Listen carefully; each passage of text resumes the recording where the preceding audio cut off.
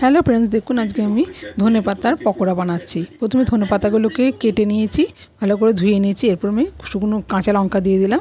আর এতে আমি শুকনো মশলা বলতে নুন, হলুদ, জিরে ভাজা, এমনি জিরে, আর দিয়েছি একটু মিষ্টি আর লঙ্কা।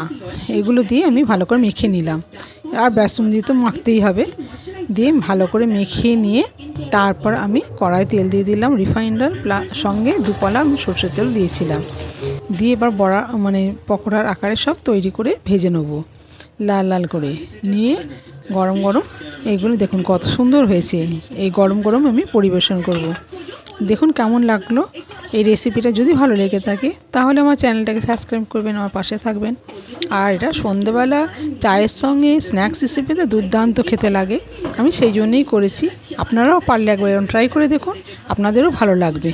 দেখুন রেসিপিটা।